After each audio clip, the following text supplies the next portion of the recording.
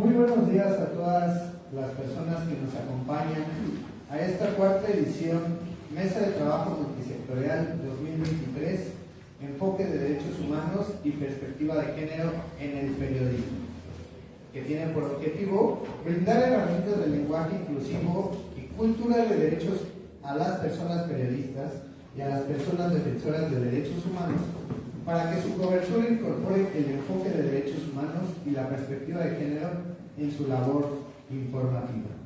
Tenemos el gusto de presentarles al presidium que hoy nos acompaña, conformado por María Cortina, quien es directora de Casa Refugio Zincatepeque. María Cortina, un aplauso por favor también.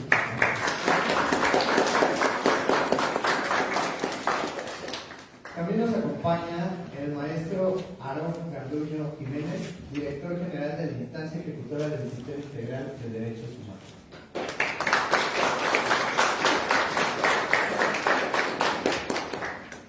Nos acompaña Joaquín Aguilar Méndez, director general del Mecanismo de Protección para Personas Defensoras de Derechos Humanos y Periodistas en la Ciudad de México.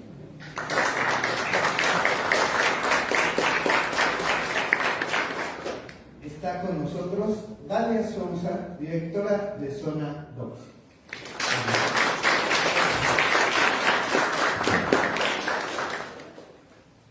Y contamos con la presencia de Elizabeth Figueroa Ruiz, coordinadora de migración en Oxfam, México.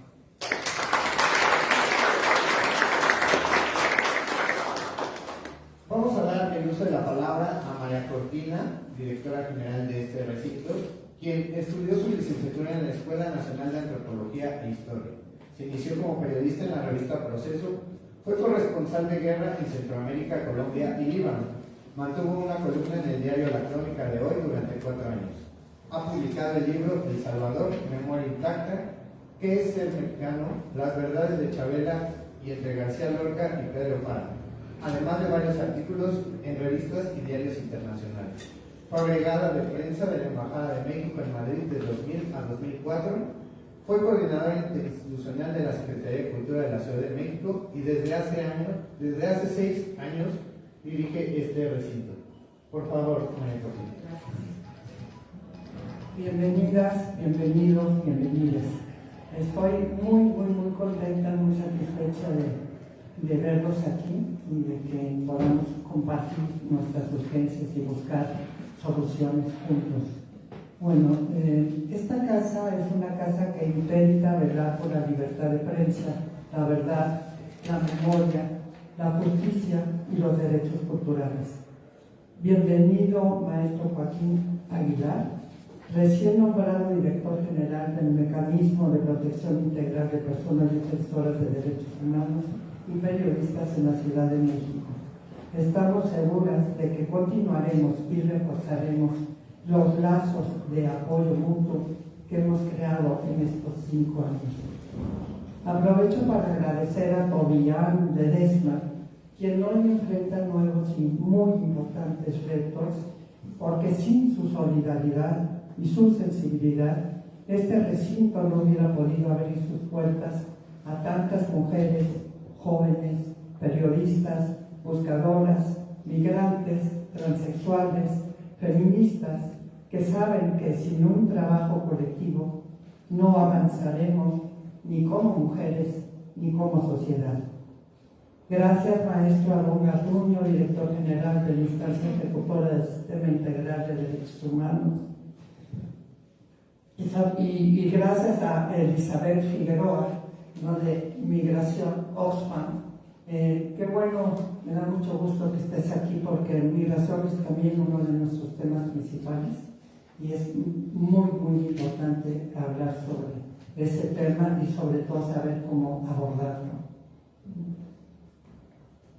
Pero sobre todo gracias a todos ustedes por estar aquí y por asistir a esta cuarta edición de la Mesa de Trabajo Multisectorial 2023, que es la forma de participar y sumar fortalezas para combatir nuestro objetivo común. Dos recientes acontecimientos ampliamente divulgados me dan la pauta para decir que nunca, como hoy, ha sido tan visible la urgencia de entender y aplicar la perspectiva de género en el periodismo y en general en todos los medios de comunicación.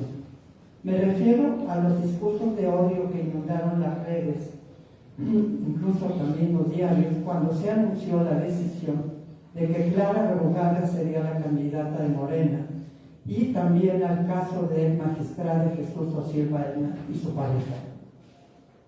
Prácticamente ningún medio de comunicación informó los hechos con perspectiva de género ni de diversidad sexual.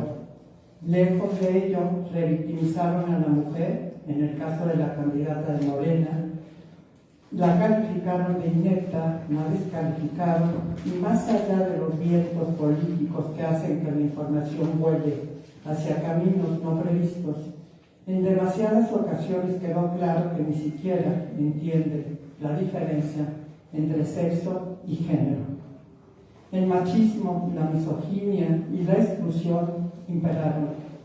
Aún en casos que defienden, entre comillas, a Clara Brugada, como en el artículo de la corresponsal del País, se lamenta la puesta en práctica del criterio de paridad de género y se asegura que le va a salir muy caro a todas las mujeres.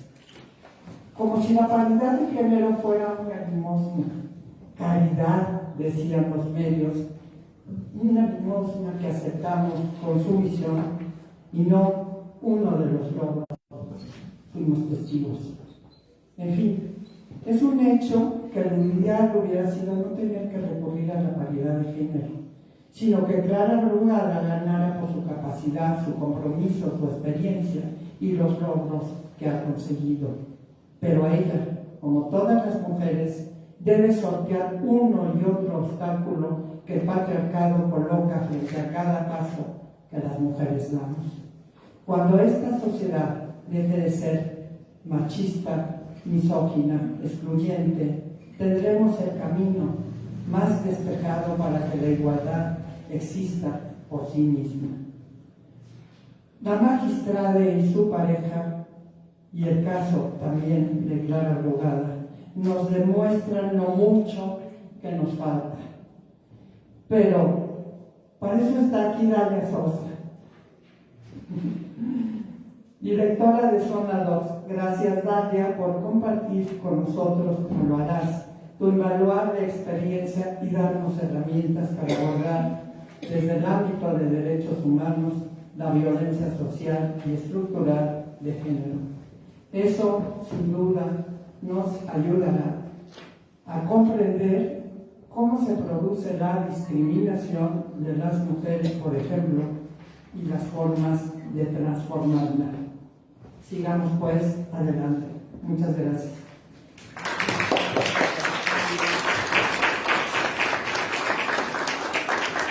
Agradecemos el mensaje de María Cortina, directora de Casa Refugio Citlaltépetl.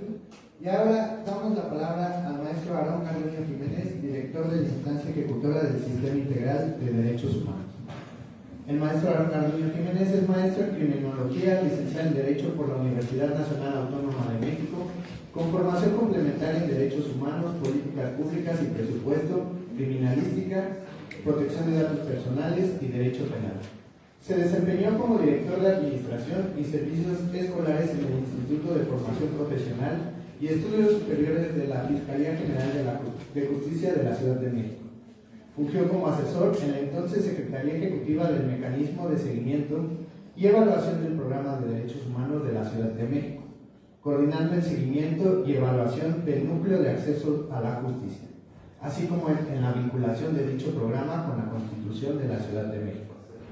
Se desempeñó en diversas áreas en la Subprocuraduría Jurídica de Planeación, Coordinación Interinstitucional y de Derechos Humanos de la entonces Procuraduría General de Justicia del Distrito Federal.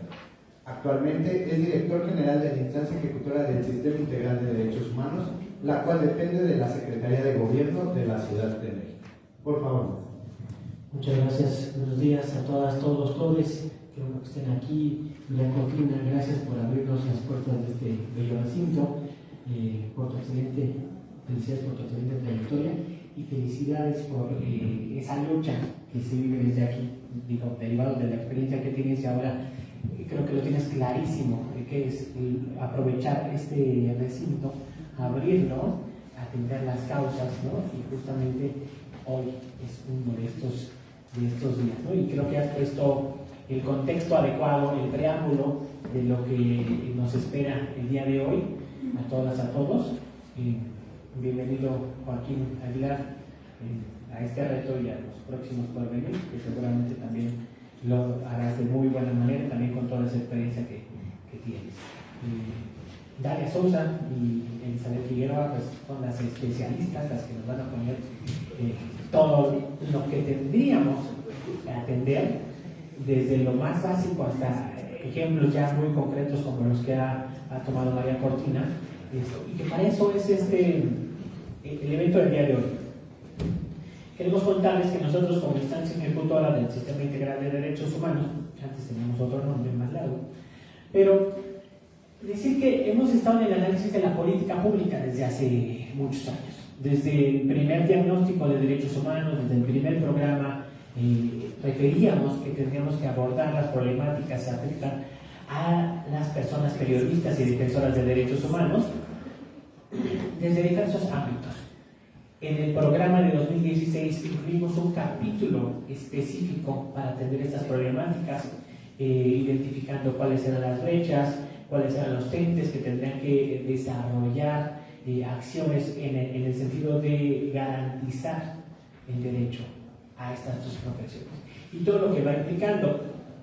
Tal es así que a partir del 2020 y desde un poco antes se instauraron estas mesas de trabajo con el mecanismo, auspiciadas como bien referente por Fabián Ledesma, y justamente decíamos, ya tenemos un programa, tenemos diagnósticos de algunas situaciones, tenemos un trabajo constante en mecanismo que se va perfeccionando, pero justamente hay que ir más allá, y hay cosas de las que no tenemos mapeados, no hay cifras, no hay estadísticas, y estas mesas justo nos dan la pauta para que podamos platicar de estos temas. El primer año se enfocó en la salud mental de las personas periodistas y defensoras de derechos humanos, el segundo en la seguridad digital, que también se maneja en estos entornos. El año pasado hablamos de los derechos de las audiencias, también un rubro poco explorado, de tal suerte que me atrevo a decir que tenemos temas contemporáneos, temas de actualidad, en los que si bien no hay mucha información, entonces hay que detonar el diálogo, hay que generarla con estos espacios. Por eso es tan importante la participación de todas y todos ustedes. Hicimos también un esfuerzo por invitar al gremio, que es a donde tiene que llegar esta información, y creo que lo tenemos que hacer en varios fases. El gremio, invitamos a las personas de la administración pública que pudieran estar vinculadas con las áreas de comunicación social, para que también desde ahí tengamos muy claro qué significa este enfoque y cómo aplicarlo, ¿no? Y a especialistas en la materia. Entonces, creo que iremos trabajando en ese sentido, y por eso justo me atrevo a decir que son temas de actualidad. Y bueno, y lo que queremos también plasmar es este enfoque de derechos humanos, un enfoque de género, y que vaya más allá de la parte discursiva, porque creo que lo estoy haciendo en este momento incluso, en estas palabras, cuando hablamos, claro, con enfoque de derechos humanos con perspectiva de género, queda muy bien, suena muy bonito. Pero el reto es que cuando tengamos discursos más profundos, que tengamos que comunicar política pública, un discurso político, una nota, lo hagamos con este enfoque, pero más allá del discurso, con lo que realmente requiere. Y justo tomando en cuenta que hablar de derechos humanos no es solamente el discurso, es hacer un análisis de las obligaciones del Estado, de qué se tiene. Muchas veces nos quedamos en la garantía formal y en la vida de los hechos no es así. En tema de perspectiva de género, pues la brecha es todavía mayor, ¿no? Estamos tan acostumbrados a repetir lo que dice el medio, a tomar como la opinión colectiva lo que refiere el medio, con estas sesgos. Entonces, por eso lo que digo es que lo tenemos que llevar en 2 vías. Una, a nivel de quién comunica, a nivel de entes públicos y después empezar a cambiar a la sociedad. No podremos solos como dependencias de gobierno, sino requerimos de las verdaderas fuentes de comunicación. Entonces, por eso quisimos hacer este evento con esta perspectiva, invitar a las personas que se vinculan con estos medios para avanzar un poquito en este tema, ¿no? Tendremos grandes tareas, nos daremos cuenta de cuál es la brecha en el medio de la brecha institucional o la brecha que tenemos como personas, ¿no? Empezaremos, creo que, reconociendo cuál es la brecha que tenemos y después de ahí empezar a avanzar. Entonces, me da mucho gusto que se abran este tipo de espacios, en este tipo de lugares, ¿no? Y que podamos hablar, discutir y generar cosas a las personas expertas, porque no somos todos locos. Entonces, si bien hablamos de políticas públicas, entonces tenemos tantos derechos como se puedan imaginar y cada uno tiene que tener su desarrollo de políticas públicas. Entonces, entremos el día de hoy al desarrollo de este tema en estas políticas públicas, con el compromiso de que si hay, después de toda la reflexión que se genere, la percepción es que el gobierno tenga que cambiar algo. Esa es nuestra chamba de Joaquín Aguilar, un servidor, y obviamente todos los equipos, de ver si hay algo que cambiar, cómo cambiarlo, a quién le toca, si se puede hacer desde el mecanismo o si se puede hacer desde la instancia ejecutora y la elaboración de un programa de derechos humanos y decir a este ente le falta esto, a este ente le falta aquello, es necesario desarrollar una política y justamente también de acuerdo a estas necesidades no necesariamente que la desarrolle el ente, porque podemos estar replicando lo que hemos replicado durante tantos años, sino que al momento de desarrollarla volvernos a invitar a ustedes, a las personas que transmiten la información, a las personas especialistas como Dalia y Elizabeth, entonces para que no quede solo la visión del gobierno, sino que sea de una manera más integral. Entonces el compromiso de nosotros es justamente quedarnos con estas inquietudes, elaborar de manera conjunta una memoria que vaya más allá del video, aquí está el video, pueden verlo, sino más bien cuáles son las principales reflexiones, cuáles son los puntos sobre las IES que se pusieron, cuál es la brecha real o la brecha que aquí se manifiesta, ¿no? Incluso si desde aquí se refiere hay que hacer algo más para que profundicemos, pues también lo podemos hacer, pero justamente no es que los corresponsabilice o las corresponsabilice totalmente de esto, pero es de gran ayuda toda la reflexión, las opiniones que puedan vertir el día de hoy. Muchas gracias.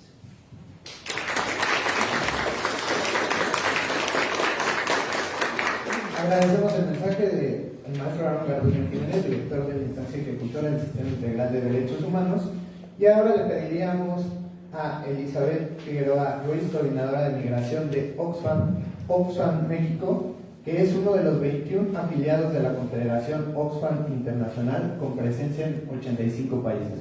Su objetivo es acabar con la pobreza, la injusticia y la desigualdad extrema. Desde hace más de una década trabajan para inspirar y movilizar a personas, organizaciones y gobiernos en la construcción de un mundo más justo e igualitario. Documentan las desigualdades de nuestro país y generan propuestas para cerrar las brechas. Acompañan también a activistas para hacer frente a la injusticia en todas sus facetas y año con año han respondido a emergencias humanitarias trabajando de la mano con las comunidades afectadas y construyendo territorios más resilientes. Por favor, Elizabeth. Hola, buenos días a todas, a todos y a todas. También pues agradecerles mucho tanto a la instancia, al mecanismo y por supuesto también aquí en la casa, pues por el espacio y por el recibimiento. También mucho gusto, Dalia. Me parece también muy importante poder compartir estos espacios. Solo muy brevemente, pues como bien señalaban, nosotras somos parte de Oxfam México. Desde hace 3 años iniciamos a trabajar de manera estratégica el tema de migración y una de las líneas de trabajo que tenemos justamente tiene que ver con las narrativas migratorias y las percepciones de la migración en la sociedad mexicana. A raíz de una investigación que más adelante les compartiremos, identificamos qué es lo que piensa la sociedad mexicana respecto a la migración. Y desde hace algunos años también hemos estado haciendo un trabajo muy cercano con periodistas, con redes pues, de periodistas, tanto en Ciudad de México, pero sobre todo también en Frontera Norte, Tijuana, Ciudad Juárez, y en Frontera Sur en Tapachula, con colegas pues de Chiapas, Oaxaca y Guerrero, ¿no? Nuestra apuesta es también poder construir de manera colaborativa nuevas narrativas con enfoques de derechos humanos, con perspectiva de género y pues narrativas que abonen en la construcción también de una sociedad más igualitaria, ¿no? Sabemos que la situación migratoria en el país, en el mundo, es bastante compleja, entonces justamente una de las apuestas que tenemos como organización en México es poder abonar de manera colaborativa pues a construir nuevas formas de narrar las migraciones y por tanto pues también ir construyendo otras percepciones, sentimientos, actitudes respecto a las personas migrantes. Estamos también arrancando un trabajo a nivel regional, también con esta mirada. Es una de las grandes apuestas de Oxfam en la región Latinoamérica, el poder ir generando estrategias regionales con periodistas, sabiendo que pues el tema de migración no es únicamente en México, sino también pues involucra a toda la región, ¿no? Entonces, pues bueno, esa es un poco la razón del por qué estamos aquí. Más adelante les compartimos un poquito más del trabajo que hicimos, una investigación que nos llevó pues prácticamente todo el año pasado para conocer y escuchar a la población mexicana qué piensa realmente sobre la migración, ¿no? Y cómo los medios de comunicación y las personas periodistas pues también participan en la construcción de estas percepciones y actitudes en conjunto con una serie de factores, ¿no? También políticas públicas, ideales, miedos, desigualdades ya estructurales, ¿no? Pero bueno, lo dejaría aquí para que pues más adelante les compartamos un poquito más de este trabajo y de lo que estamos haciendo y también de herramientas o propuestas que pueden contribuir a ir modificando también pues desde la labor tan valiosa del periodismo y de los medios de comunicación otras narrativas. Entonces pues nada, muchas gracias nuevamente y para nosotras también es un gusto poder compartir estos espacios. Gracias.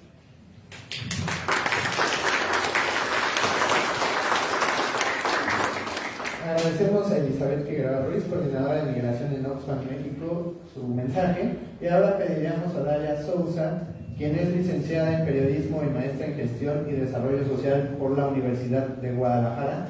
Como periodista se ha especializado en temas de derechos humanos, desaparición de personas y resistencias feministas. Actualmente se desempeña como reportera y directora del sitio de periodismo independiente Sonados. Por favor, Dalia. Buenos días, muchísimas gracias por la invitación, por permitirme estar aquí compartiendo con ustedes esta lucha, ¿no? Que es también convicción y espacio de resistencia, pensar en poder construir un periodismo no solo con perspectiva de género, que ya dijimos es súper necesario, sino también desde un lugar de enunciación que es el feminista, ¿no? Y que cuando pensamos en un periodismo feminista o con perspectiva de género, no necesariamente nos estamos refiriendo a temas de mujeres, ¿no? Estamos hablando de derechos humanos de todas las personas, ¿no? Y lo compartiré más adelante, así que no quiero spoilearles mucho, pero estoy muy entusiasmada, muy emocionada de poder compartir, de que se abran estos espacios. Ya lo decía María, que parece que cada vez es más urgente y necesario, más allá de la coyuntura o que sea un tema simplemente popular, ¿no? O que sea políticamente correcto utilizarlo. Creo que ahora el lugar que nos tiene aquí, la razón de ser, es que necesitamos que esta perspectiva, que esta postura sea una herramienta para atender las crisis, las varias crisis que atravesamos como país, ¿no? Para las poblaciones del mundo, para quienes estamos aquí, para quienes estamos acá y para quienes nos rodean. Entonces no les spoileo mucho, quédense y conversemos más adelante sobre esto. Muchas gracias por la invitación y un gusto estar con ustedes.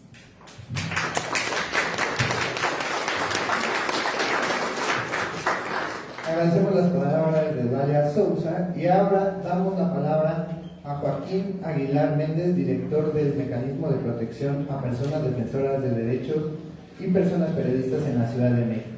Joaquín Aguilar Méndez es abogado de profesión, fundador de la Red de Sobrevivientes de Abuso Sexual por Sacerdotes en México, ACE, la cual ha brindado atención a casos de violencia sexual a menores. Ha coadyuvado en la realización de iniciativas a favor de las personas menores de edad, entre las que destacan la tipificación del delito de pederastía y la no prescripción de delitos sexuales en menores.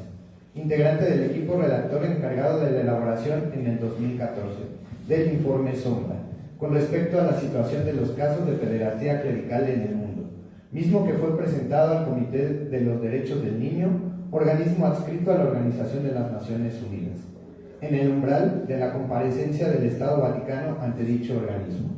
Resultado de ello, se hicieron varias recomendaciones al Estado Vaticano. En conjunto con la Arquidiócesis Primada de México, ha establecido lineamientos y protocolos de atención para prevenir y atender casos de violencia sexual a menores de edad, trabajo que está siendo replicado por las diócesis de México y varios estados latinoamericanos. Fue director de quejas y orientación de la Comisión Nacional de Derechos Humanos. Por favor, muchas gracias. Hola, buenos días. Bueno, agradezco las palabras de todas, de todos y de todas. A María Cortina, muchas gracias por recibirnos.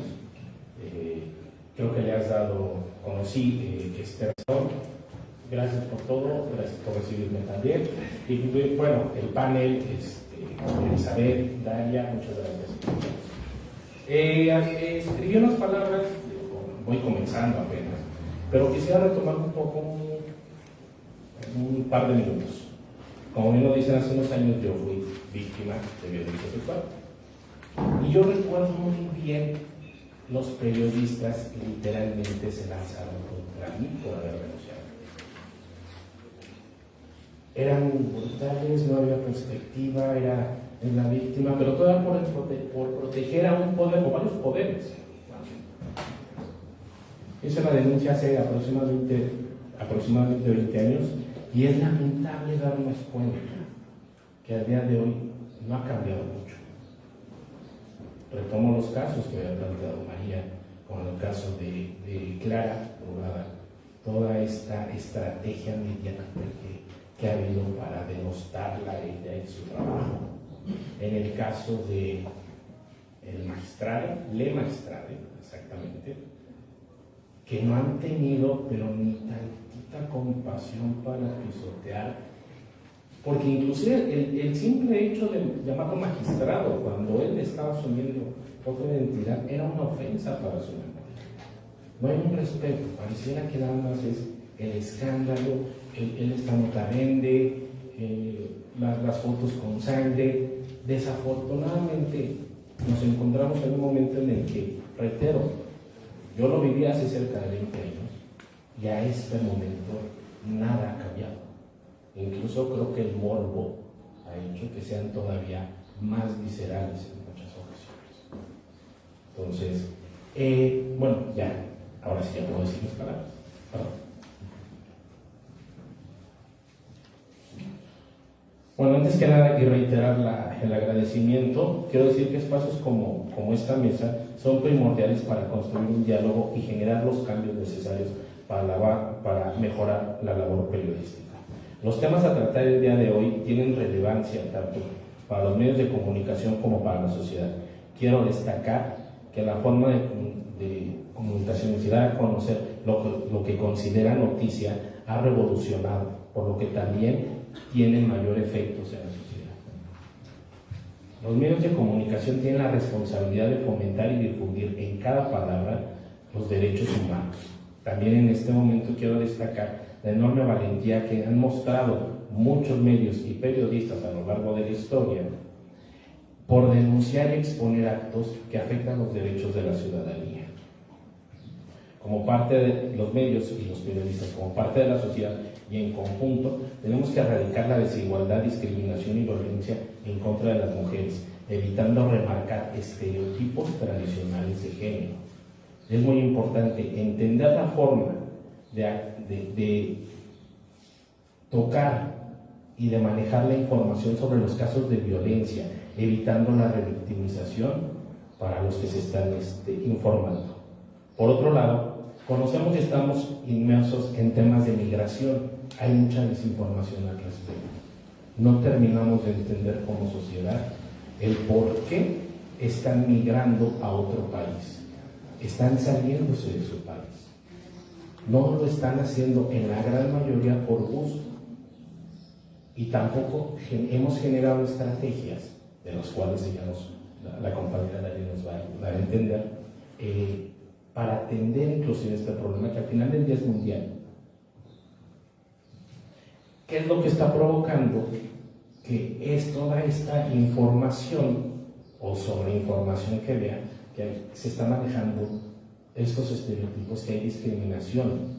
De verdad nos dices, es hondureño, los malbenes, venezolanos, no quiero repetir los estereotipos que están diciendo, o están haciendo campamentos, pero desafortunadamente no hemos encontrado como sociedad, como gobierno, una política o un manejo adecuado también de toda esa población.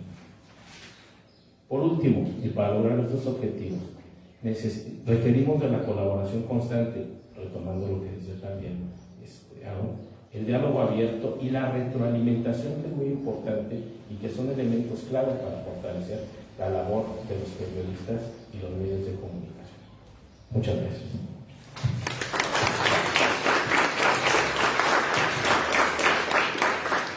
Agradecemos las palabras de Joaquín Aguilar Méndez, director del Mecanismo de Protección a Personas Defensoras de Derechos Humanos y Periodistas en la Ciudad de México.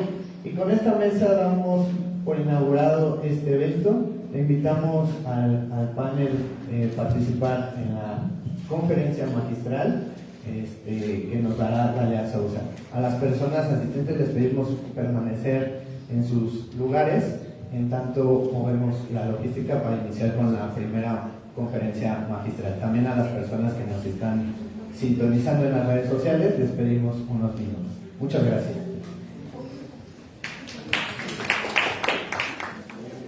Gracias a todas las personas que nos acompañan y a las personas que siguen la transmisión en nuestras redes sociales. Vamos a iniciar con la conferencia magistral de Dalia Sousa, directora general de Zona Docs. Zona Docs es un proyecto de periodismo documental y de investigación cuyo epicentro se encuentra en Guadalajara, Jalisco.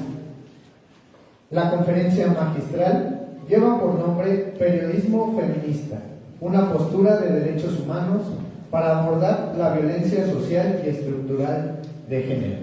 Muchas gracias, Dalia. Adelante.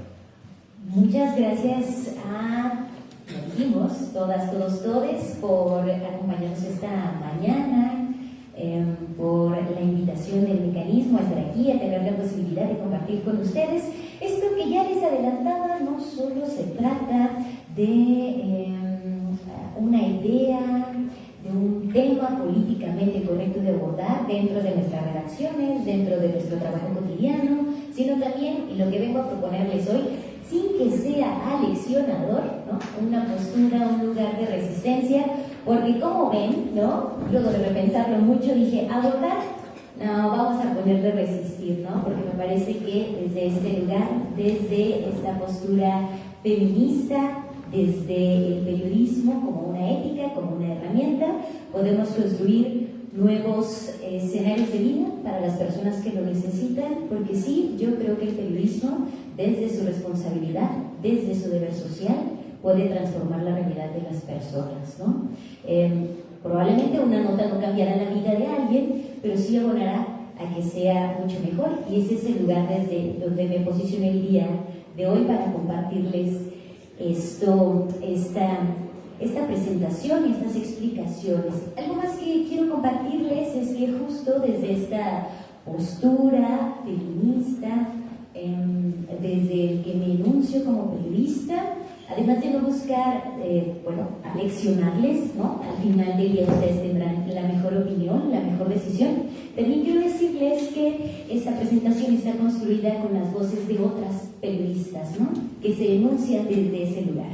Algunas a las que tengo el gusto de no solo conocer, sino de nombrar mis amigas, ¿no? Mis compañeras con las que trabajo, y otras más que también en América Latina están reflexionando, porque esto evidentemente no es nuevo. Por ejemplo, yo no sé si conocen el trabajo de CIMAC, pero ojalá y lo podamos conocer un poco más. Les voy a presentar algunas informaciones que ellas tienen, pero que tienen más de 30 años trabajando ya sobre derechos humanos de las mujeres, y esta perspectiva de género es sumamente importante. Entonces, bueno, pues arranquemos con esto. ¿Están preparados? Me avisan cuando sean 2 horas. No se crean, pero me avisan cuando esté el tiempo. A ver, tendría que apuntar para allá, para allá. Perfecto. Bueno, pues para poder arrancar con estas reflexiones tenemos que saber que pues tenemos primero que ubicar en dónde estamos situados, ¿sí? Nos encontramos en medio de un escenario de desigualdad, ¿sí? Y de discriminación que no nos excluye como personas periodistas, como mujeres periodistas, ¿no? Coexistimos dentro de un contexto generalizado de violencia de género, y ya lo adelantaba hace un momento, de violencia social y estructural, ¿no? En medio de un contexto de crisis de derechos humanos, en medio de un contexto de crisis de censura y silenciamiento, de violencias a la prensa, de violencias a personas defensoras. Estamos ahí, y el hecho de ser periodistas nos hace inmunes, habitamos estos espacios. Por lo tanto, yo digo, bueno, no solo yo digo, decimos que esta urgencia por formar periodistas, redacciones y medios que trabajen desde una perspectiva de género, de derechos humanos, incluso desde este lugar de enunciación, desde esta postura feminista, radica en 3 situaciones importantes. Uno, este contexto generalizado de violencia del cual les hablo, ¿no? Que tiene múltiples expresiones e impactos.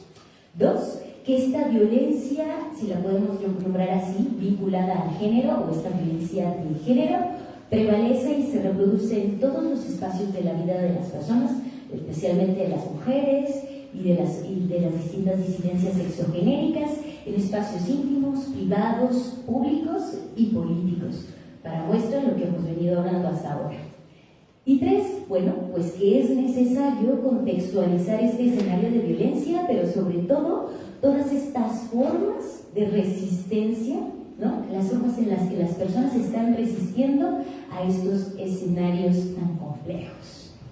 Decía pues que la persona periodista no es un ser de otro mundo, hay una afectación que debe de verse reflejada en este deber ser, ¿no? En esta responsabilidad social que tiene per se quien decide ser una persona periodista, y por lo tanto asumir al menos un par de responsabilidades que es súper complejo, lo sé, no vamos a salvar al mundo, pero apostemos hacia ello, ¿no?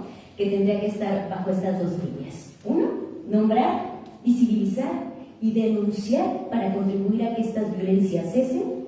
Y 2, exigir justicia en materia de sanción a personas agresoras, exposición de la justicia patriarcal. No sé si ustedes han escuchado hablar de la justicia patriarcal, supongo que sí, porque están aquí. Es decir, estas formas de ejercer justicia desde el espacio patriarcal o desde estos sistemas de opresión patriarcal que lo que hacen es someter a las mujeres a contextos que hacen mucho más difícil que puedan acceder a la justicia, ¿no? A obstaculizarla, incluso a negarla. Por supuesto, la impunidad y la complicidad, y también está apuesta por la verdad y el no olvido. Marcela Durati, quien ha sido la maestra de muchas de nosotras, ¿no? De quienes decidimos hacer periodismo desde una postura de derechos humanos, ella nos dice que apostar por que el periodismo, ¿no? apunte hacia garantizar este derecho a la verdad y al no olvido, está en que podemos constituirnos, ¿no? Estos trabajos periodísticos pueden constituirse como archivos históricos y de documentación para que en algún momento, cuando este Estado, este país, tenga que rendir cuentas a la comunidad internacional por los crímenes que se han cometido, bueno, pues sirvan, ¿no? De documentación y de archivo para que sean pruebas, bueno, fidedignas de estos crímenes que se han cometido. Entonces, yo no sé si aceptan el reto, pero esa es mi propuesta. Échenle un ojo. Yo creo que suena más interesante que solo escribir notas, ¿no? Entonces, vamos. Y bueno, ya les mencionaba un poco sobre el trabajo de CIMAC. Para mí, definitivamente han sido maestras. Con ellas, de alguna u otra forma, decidí lograr enunciarme desde este lugar. Y bueno, lo que ellas nos comparten por acá es la documentación y la sistematización de las formas de violencia, los ataques de los cuales han sido víctimas mujeres periodistas en los últimos 15 años. Ellas documentan que en los últimos 15 años al menos ha habido 1.547, a mí me parecen poquitas, pues, pero poquitas y muchas, ¿no? Es relativo, porque son 15 años de sistematización y documentación, pero son 1.547 agresiones hacia mujeres periodistas, 696 casos de violencia institucional y 20 casos de feminicidio de periodistas. Ellas lo sistematizan a través de este proyecto bien doloroso, pero también bien increíble y potente, que se llama Cartografía de Agresiones contra Mujeres Periodistas en México. Ustedes pueden acceder, es una plataforma, pues insisto, dolorosa, pero muy increíble y de mucho valor, y ustedes pueden navegar y conocer el perfil de cada una de estas víctimas, qué puesto ocupaban dentro de la redacción, qué era lo que estaban trabajando, ¿no? Y en qué estado sucedieron. Lo muy chido de esta cartografía, muy padre de esta documentación, esta sistematización, es que reconoce aquellos ataques que sufrieron estas mujeres periodistas en el ejercicio de su labor por tener estas dos cualidades, características que a su vez se convierten en vulnerabilidades: ser mujeres y ser periodistas, ¿no? Eso me parece que es sumamente relevante, ¿no? Porque como mujeres periodistas nos encontramos en medio de estos dos escenarios de vulnerabilidad y por lo tanto enuncia los distintos tipos y modalidades de violencia, ¿no? Los utiliza y que vienen concentrados dentro de esta Ley General de Acceso de las Mujeres a una Vida Libre de Violencia. Entonces son casos que cuentan todas aquellas violencias físicas, psicológicas, ¿no? Pero también en sus formas y en sus modalidades, como la violencia laboral, la violencia intrafamiliar, la violencia social. Les invito a que puedan echarle un ojo y hagamos esta reflexión alrededor de que en medio de estos escenarios de desigualdad y de discriminación no estamos fuera, ¿no? Y bueno, aquí algunos otros datos que también me parece que son súper pertinentes y que siguen la documentación que realiza CIMAC. En su más reciente informe, ellas nos dicen que ahora mismo en México las agresiones contra mujeres periodistas se expandieron a 30 de las 32 entidades de este país, ¿no? O sea, eso ya habla de un montón de situaciones peligrosas en las que nos encontramos, ¿no? Ya no hay espacio seguro para ejercer el periodismo siendo mujeres. Desde esta sistematización y documentación de ataques, de este registro, ¿no? Las reporteras han sido las más agredidas por su trabajo, pensando en los distintos cargos que se ocupan dentro de una redacción. Directoras, fotoperiodistas, editoras, las reporteras son las que más sufren estos ataques. La fuente política es la que implica un mayor riesgo, ¿no? Quienes estaban cubriendo fuente política fueron las que recibieron más ataques. El cuarto, y que me parece que enuncia al menos un poco de lo que estábamos revisando, ¿no? Es que justo la criminalización de las protestas feministas han contribuido a que la cobertura de las periodistas sea mucho más peligrosa. Es decir, esta criminalización hacia las movilizaciones feministas, hacia la postura feminista, pone en riesgo a aquellas reporteras que tal vez o lo están cubriendo o también se anuncian desde ahí. Los ataques que recibieron ellas estuvieron incluso por encima de quienes estaban investigando actos de corrupción y temas electorales. También, bueno, número 5 es que las personas agresoras de las mujeres periodistas siguen siendo los funcionarios federales, estatales y municipales. Y esto no solo está aquí en este reporte, sino que en lo que les compartiré más adelante y lo que conversaba con algunas otras colegas para generar esta presentación, es que este es el reclamo. No puede ser que dentro de las instancias de gobierno, que deberían de garantizar derechos y seguridad, sigan siendo los espacios donde también se ejerzan estas formas de violencia. Ya se decía, ¿no? Hay que hacer un listado de lo que falta por hacer, pues por ahí podríamos empezar a apuntarlo. Y bueno, finalmente, 6, ¿no? Las agresiones más frecuentes son el hostigamiento, que consiste en burlas e insultos, la amenaza y la intimidación, con el fin de generar en las periodistas un estado de incertidumbre, temor y alerta constante. Estas formas de violencia tienden a estar mucho más presentes dentro de la vida virtual, es decir, algo que han venido trabajando desde CIMAC es visibilizar la violencia que se genera en contra de las periodistas dentro de los espacios digitales. Allí es donde el amedrentamiento, las amenazas, la intimidación es mucho más frecuente y, como lo documentaron en este reporte, incluso que la propia violencia comunitaria. Yo no diría, bueno, solo se queda en el espacio digital, no trasciende a nuestra vida, pero esto sabemos que no es nada parecido, ¿no? Que no es así, que lo que sucede y esto nos lo enseñaba la propia Olimpia, ¿no? Ella nos decía que, y nos dice desde su movimiento, que lo digital, lo virtual también es real. Entonces, pues esto es más o menos, hay una pinceladita nada más, ¿no? Pero finalmente es donde estamos de alguna forma situados. Y bueno, pensando en esta discriminación, ahí vamos entrando en forma en esta discriminación o esta desigualdad. Tenemos que reconocer que se concentra, que se basa en ciertas causas estructurales, ¿no? Estas causas estructurales de la opresión y la desigualdad y la discriminación de género está basada en un sistema de dominación que nace, que tiene su origen, ya lo decía María, ¿no? Y ya lo decíamos antes, en estas diferencias sexogenéricas o de sexo y género, ¿no? Donde a las mujeres se les ha condicionado históricamente un lugar y a los hombres en otro, ¿no? ¿Por qué? Porque así lo decidieron y ahorita lo revisamos. O sea, hay roles preestablecidos, atribuidos a nuestra condición solo de ser mujeres, hay prácticas estructurales de control y dominación masculinas que siguen permeando todo el sistema social, ¿no? Que históricamente también no se nos ha visto como sujetas de derecho y que esto, por esta condición de ser mujeres, de sus roles preestablecidos y estos sistemas de dominación basados en estas diferencias sexo-género, ¿no? Se nos ha subordinado y se nos ha discriminado de nuevo solo por ser mujeres.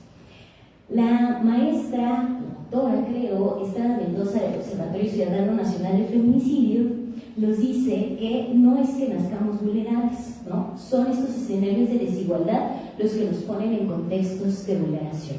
A mí me parece bien importante que nos llevemos esto.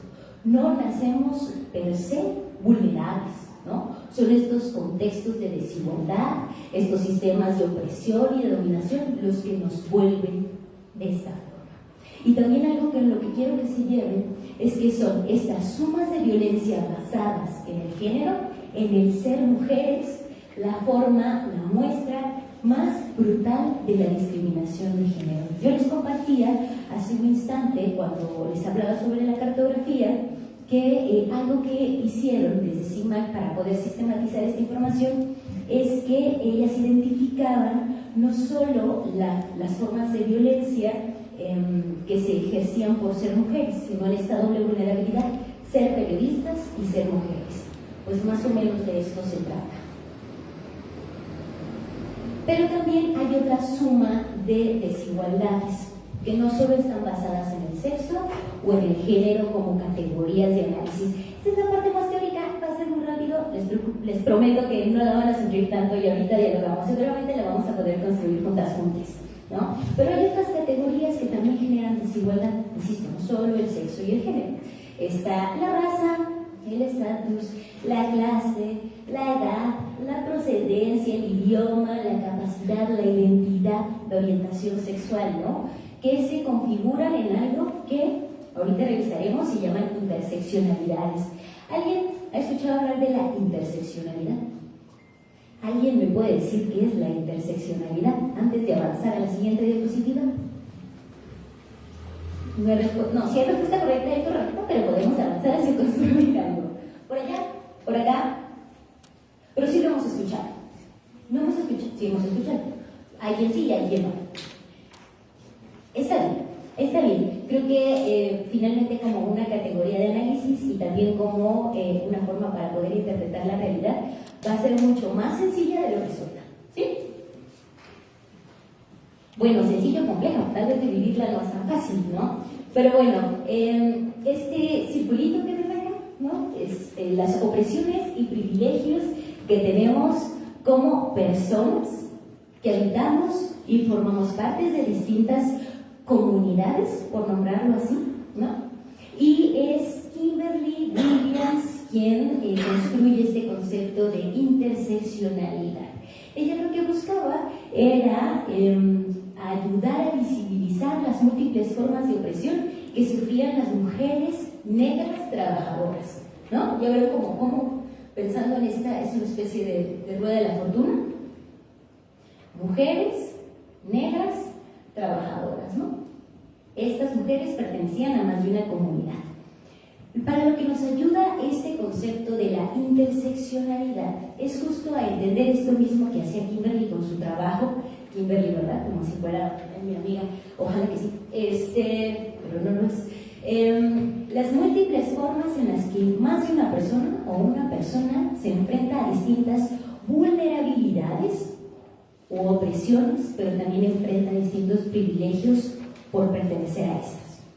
Un ejemplo muy claro es, bueno, yo soy Dalia, ¿no? Soy periodista y además habito un estado como Jalisco, ¿no? Soy habitante de Jalisco. Y podría sumarle tal vez otras categorías como, bueno, Dalia, mujer joven, periodista, habitante de Jalisco y periodista independiente, ¿sí? Las realidades que me atraviesan son distintas y me vuelven, por supuesto, una persona con ciertos privilegios, pero también con muchas otras opresiones y vulnerabilidades, ¿sí? Sí, entonces si nos queda claro este concepto de la interseccionalidad, ¿sí? Podemos explicar un poco este círculo. Si se fijan, la parte de arriba está marcada por los privilegios y la parte de abajo por las opresiones. La parte de los privilegios podríamos decir que son los escenarios de vida ideales, aquellas identidades que están marcadas por aquellas comunidades lógicas hegemónicas aprobadas, como el ser, por ejemplo, hombre, blanco, eurocéntrico, ¿no? del centro, ¿sí? Esas pueden ser las identidades hegemónicas a partir de las cuales se parte y se reparte los espacios en los que habitamos, ¿no? Pero si ustedes se fijan, por ejemplo, en la parte de abajo, ¿no? Si estamos acá en el ser hombre, sigue la línea, ¿no? El ser hombre a través de este sistema de opresión que es el sexismo o el androcentrismo. ¿Alguien ha escuchado hablar del androcentrismo? ¿Qué es el androcentrismo? Un contexto dominado por hombres, en donde toda la perspectiva está alrededor de los varones. Así es, sí.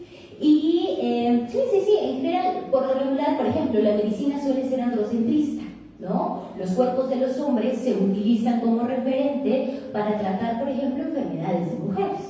Algo que ha sido, que es como el ejemplo más común, es donde las cardiopatías, por ejemplo, eran o son, bueno, ahora yo creo que ya mucho menos, pero eran analizadas a través de corazones de varones. Entonces, cuando una mujer llegaba con alguna sintomatología parecida a alguna enfermedad del corazón, bueno, probablemente le decían, no señora, es que usted, pues, lo único que tiene es que pues, está un poquito histérica, ¿verdad? No, seguramente usted se estresa de más, se preocupa de más, pero no tiene una cardiopatía, porque de acuerdo con los estándares o estos análisis médicos alrededor del corazón de los hombres, bueno, pues no encajaban, ¿no? Y entonces eran excluidas las mujeres de poder tener un diagnóstico médico certero alrededor de esta enfermedad que padecían, pero cuando empezaron a darse cuenta que están, bueno, a darse cuenta o a denunciar mujeres, ¿no? A visibilizar a estas mujeres investigadoras que los sistemas médicos estaban atravesados por este androcentrismo, es que pudieron empezar a identificar que las mujeres sí tenían estas enfermedades de corazón, ¿no? Entonces, bueno, volvemos al ejemplo de pensando en estas identidades hegemónicas como el ser hombre, el hombre blanco, a través de este sistema de opresión que es el sexismo o el androcentrismo. La línea contraria al sistema de dominación de opresión sería el ser mujer, ¿ya vieron? Hagamos el otro ejemplo con algo como el cuerpo y la mente normativa. ¿no? ¿Cómo debe ser un cuerpo-mente normativa? Pues un cuerpo joven, ¿no? Saludable, ¿no? Sin enfermedades, con ciertas capacidades, es decir, sin discapacidad, ¿no? Visual, auditiva, motriz, ¿sí? En el lado opuesto, el sistema de, espérense que sea, cuerpo-mente normativo, el sistema de opresión capacitista, ¿no? Pone entonces en el lugar contrario a aquellas personas que forman parte de la diversidad funcional y mental. ¿Sí? ¿Sí?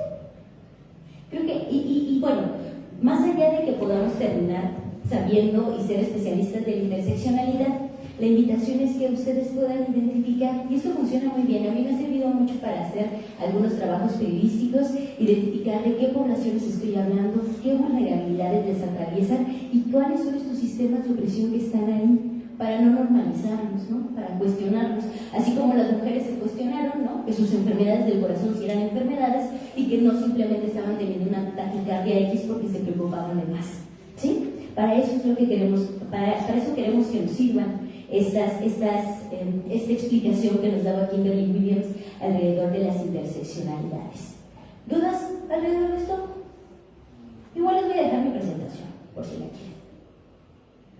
Así que, bueno, nos dicen Isabel Montané y Juana Gallego que estas interseccionalidades tienen que formar sí o sí parte de esta formación con perspectiva de género, porque irremediablemente dentro de ese círculo nos encontramos todas las personas, ya sea por los privilegios que tenemos, es decir, si formamos parte de la parte superior de esta rueda de la fortuna, o por nuestras discriminaciones o vulnerabilidades, si es que nos encontramos abajo de este círculo, ¿sí?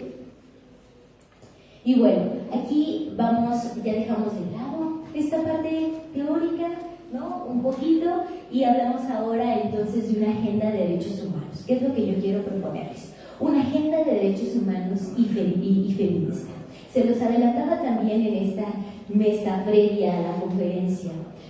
Yo estoy seguro, junto con mis compañeras periodistas y también con las colectivas a las cuales me ha tocado la oportunidad de aprender, de las cuales me ha tocado aprender, es que cuando se garantizan los derechos de las mujeres, se garantizan los derechos de todas las personas.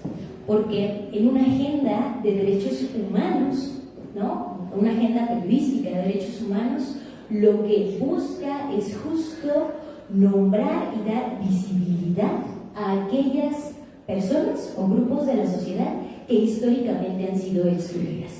¿A qué grupos de la sociedad, no? Han sido, o qué grupos de la sociedad ustedes nombrarían como personas o poblaciones que han sido históricamente excluidas? Yo empiezo, las mujeres, ¿no? Ya les dije. ¿Quién más? ¿Quién más? ¿Quiénes más? Los afrodescendientes. Las poblaciones afrodescendientes, sí es cierto, María. ¿Quién más? Personas con discapacidad. Las personas con discapacidad, sí, claro. Las personas migrantes, vivía Isabel por allá. ¿Quiénes más? ¿Qué grupos han sido históricamente vulnerados, excluidos? Las personas con ciertas precarizaciones, ¿verdad? Sí, claro. Y bueno, entonces, ¿alguien más? Personas de la comunidad. Claro, las disidencias, la comunidad LGBTI y más. Las personas adultas mayores, por supuesto, ¿no? Luego súmale en esta rueda de la fortuna, la mujer adulta mayor, ¿no? Precarizada, con discapacidad, ¿no? Y luego afrodescendiente, ¿no? Integrante de la comunidad, indígena, ¿no? A eso me refiero con este circulito, va quedando claro esas interseccionalidades, cómo le podemos sumar una categoría y otra categoría y otra, y cómo la vida de las personas se vuelve mucho más compleja, y sería mucho más compleja si las dejamos también afuera de nuestras agendas, ¿sí? Entonces, una agenda de derechos humanos, o una agenda periodística de derechos humanos, en primer lugar, habla y nombra y visibiliza a aquellos grupos que históricamente han sido invisibilizados, ¿no? Y silenciados. Y como su segundo objetivo sería, pues, acá, ¿no? Intentar explorar ángulos y miradas distintas que aborden estas temáticas sociales para explicarlos de forma estructural. Es decir, conocer, ¿no?, cuáles son sus orígenes, sus causas, sus efectos y sus actores involucrados. Es a lo que nos invita la red de periodistas de a pie, que no es nada más que explicar esto que hemos venido diciendo, que les he venido compartiendo. No nacemos vulnerables. Son estos sistemas de opresión que les podemos poner: capitalismo. Casi no menciono el patriarcado, me llamó mucho la atención cuando terminé la presentación. Dije, ¿por qué no pasamos patriarcado? Según yo lo asumí, seguramente. Pero claro, como sistema de opresión, ¿no?, como sistema de dominación, el patriarcado, ¿no? Ya decíamos el androcentrismo, el capitalismo, por supuesto, ¿no?, que está allí. Y poder explicar por qué es que estas mujeres, que ya decíamos, adultas mayores, ¿no?, pertenecientes a seguramente una comunidad indígena, con algo, como toda esta suma de vulnerabilidades, están allí, ¿no? Y cuáles son esos efectos que están teniendo en la vida. Generar esas explicaciones es para lo que apuesta también esta agenda de derechos humanos. Ayudar a entender qué es lo que lo hace así y cuáles son los efectos en la vida de estas personas. Para denunciar y para lo que les decía, bueno, denunciar que esto sucede, y para lo que les decía al inicio, intentar apostar porque sus vidas sean vivibles, ¿no?, para que puedan vivir y habitar estos espacios idealmente. Entonces, bueno, por lo tanto, pensando en las mujeres como un grupo de la población que históricamente ha sido silenciado, invisibilizado, ahora ya mucho menos, ¿no? Porque miren, seguramente en otra época no podría estar aquí enfrente tomando un micrófono. Algo que me pasa muy seguido, no tan seguido, porque tampoco es que yo dé conferencias todos los fines de semana, pero me pasa, ya sea que yo esté acá o yo sea parte del público, siempre cuento en los paneles cuántas mujeres y cuántos hombres hay sentados, ¿no? O sea, ya ahora estoy ahí. Probablemente en otras épocas no hubiéramos sido más mujeres, ¿no? Y probablemente yo no sería la que estaría tomando el micrófono.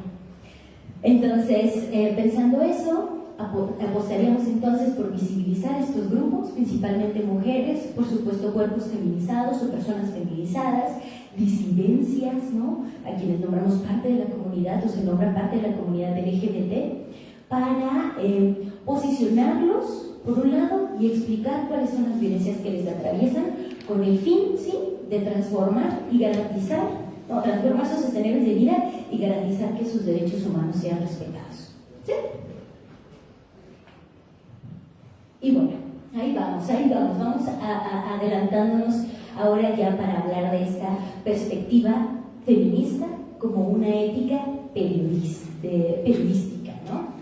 Hay que decir primero que el periodismo feminista cumple una función dentro de la libertad de expresión que es en favor de las mujeres, ¿sí? Las mujeres en plural, ¿sí? Y por supuesto de las disidencias. Aquí hablamos de personas no binarias, hablamos de mujeres trans. Yo quiero decirles que mi periodismo es desde este lugar. Mi periodismo feminista no excluye a ninguna mujer bajo ninguna lógica. Sí, muy respetable, las cosas son muy distintas, pero desde aquí estamos posicionados y esa es mi invitación. 2. Contrarrestan la misoginia de las prácticas periodísticas. Sí, quienes son periodistas forman parte de unidades de comunicación social y prensa saben que las prácticas periodísticas son machistas, son misóginas y son patriarcales y violentas. Entonces el periodismo con ética feminista busca contrarrestarlas e impedir la reproducción de ciertos discursos que siguen reproduciendo violencia, discriminación y marginación hacia afuera con lo que producimos y hacia adentro también de los espacios donde estamos trabajando, ¿no? Crear este contenido con perspectiva feminista, de alguna manera, pueden decirme que yo soy una soñadora, pero si lo creo, es una especie de justicia social que busca reinterpretar estos discursos dominantes alrededor de las mujeres y alrededor de estas poblaciones que históricamente han sido vulneradas, ¿no? Algo que nos dice esta investigadora Puente Gallegos es que si la persona periodista, ¿no?, y aquí va la advertencia, omite documentar con esta mirada, pudiera incluso convertirse en cómplice de estas injusticias, reproduciendo un discurso que, lejos de cuestionar a estos actores de poder, justifiquen y normalicen la violencia de género. Si pensemos y volvamos al ejemplo de lo que sucedió con Le Magistrade Ociel. si alguien dentro de la redacción no hubiera dicho, no le nombres en masculino, ¿no?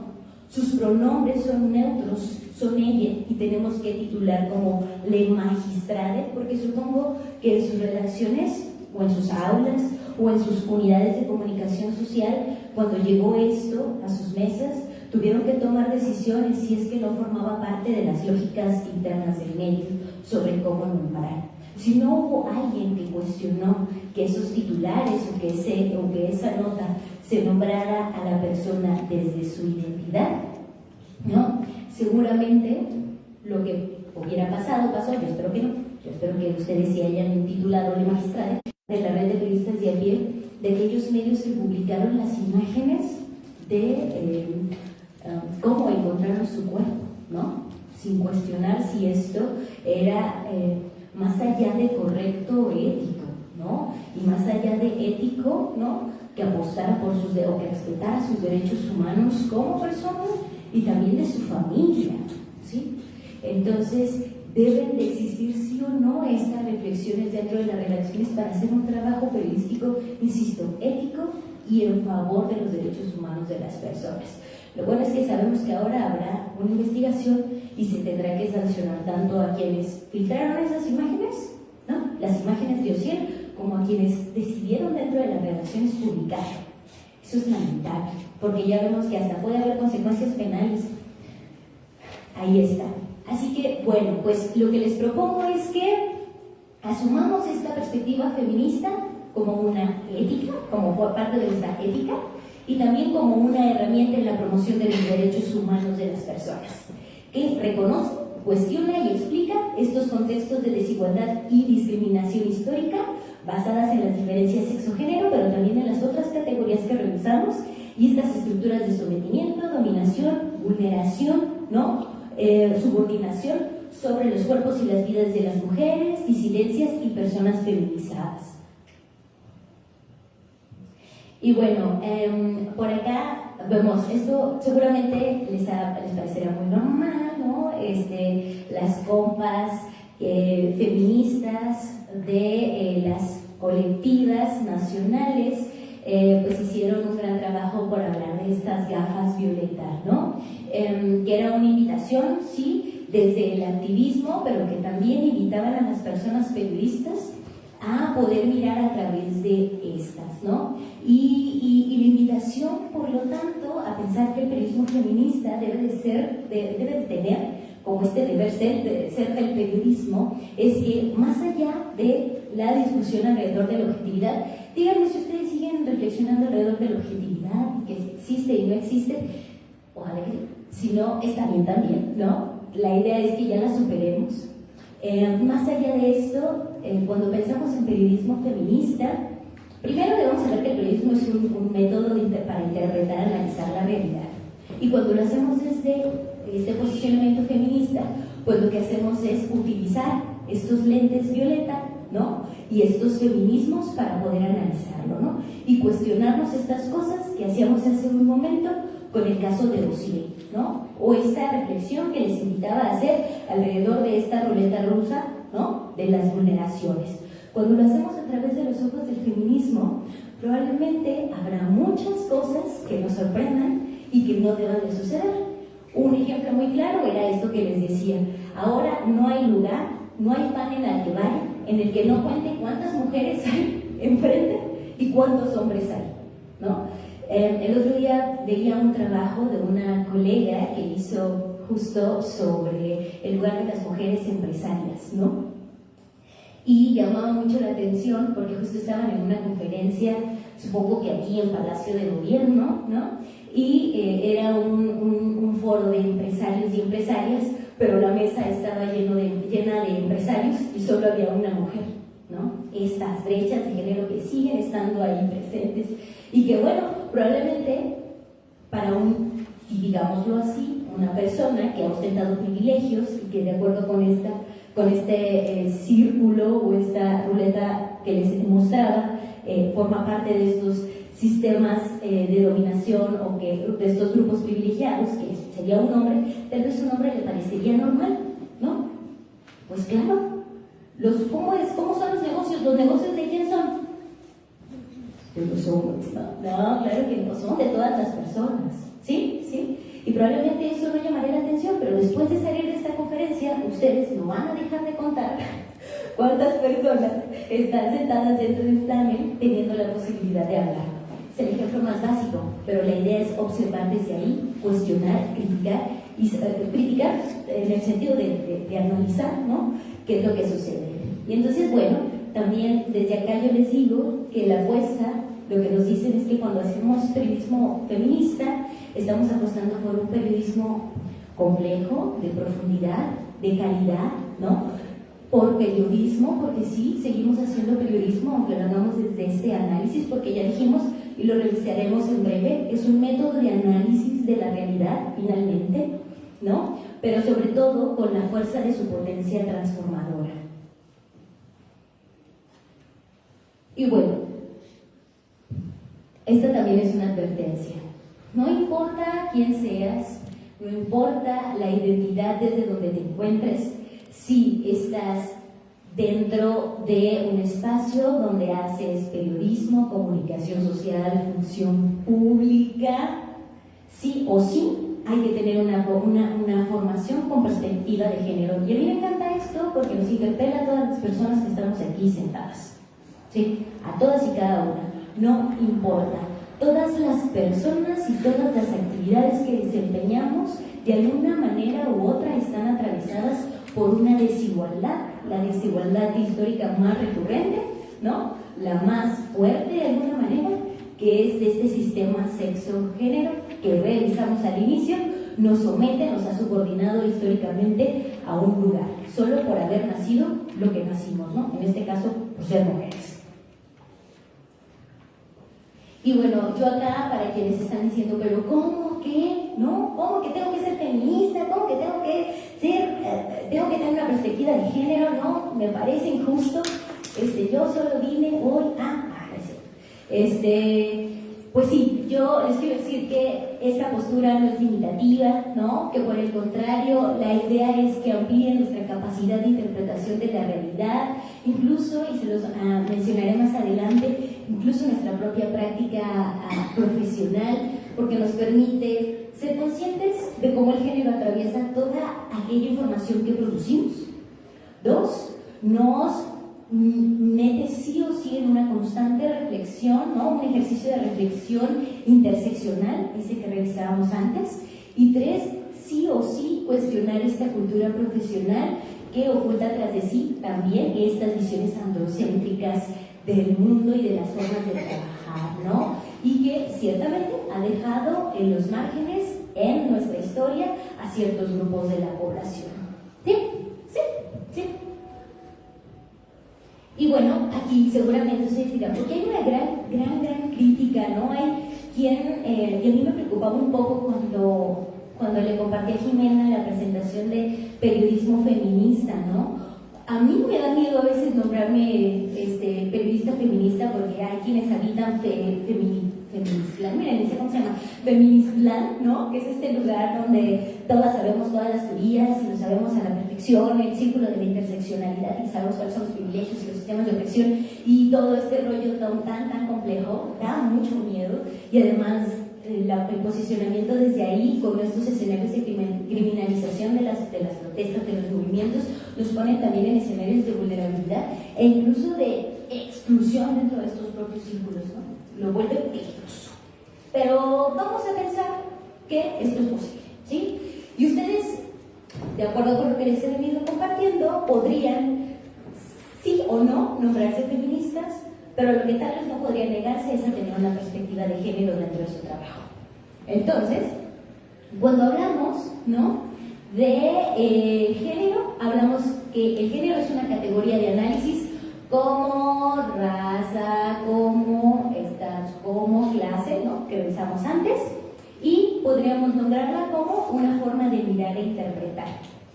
Sin embargo, el feminismo es una ideología que da soporte a un movimiento social y político, ¿no?, que también es capaz de servir como una herramienta de interpretación de la realidad. Yo no sé cuál les llama más la atención, yo, y no es mi pelo, me llamaría más la última, ¿no? O sea, como que me genera más esa efervescencia. Pero dijimos que tampoco esta conferencia es aleccionadora. Sin embargo, aquí les doy, ¿no? Pensemos entonces al género como una categoría de análisis y al feminismo sí o sí como un soporte de un movimiento social y político, pero que también es una herramienta que nos permite interpretar la realidad. Lo único que tal vez tendría que venir aquí como nota al pie es que si nos nombramos como periodistas, feministas, como un medio, como una redacción con esta postura, tenemos que hacérsela saber a nuestras audiencias, ¿no? Como quien abiertamente se posiciona a favor de la administración actual y se lo tiene que hacer saber a su audiencia para que se sepa desde dónde se lee, desde dónde se escribe, desde dónde se construye la información. De la misma forma, cuando nos nombramos, cuando hacemos periodismo feminista, insisto, como periodistas o como medio, debemos de hacérselo saber ante nuestra audiencia, ¿no? Todo posicionamiento es legítimo, pero tiene que ser transparente en términos editoriales y éticos. ¿Sale? Y bueno, lo que ya les decía, el periodismo feminista no es un tema de mujeres. Sin embargo, resulta complicado explicar el mundo si no contamos con la mitad de la población para hacerlo. Y a mí esto me pareció arrollador. Si les confieso, la verdad es que cuando yo me di cuenta de esto fue cuando decidí que ni una vez más iba a hacer una nota sin poder titular o poner en mi portada o en el desarrollo de mis notas, de mis textos, de mi reportaje, a al menos una mujer, ¿sí? No puede ser que seamos poco más de la mitad de la población y que las veces que aparezcamos en titulares, en portadas y en notas no tengan nuestros nombres, nuestros rostros, nuestras historias. Y si es que sucede que aparecemos, siempre estamos ¿como qué? Como sublevadas, subordinadas, como víctimas, ¿no?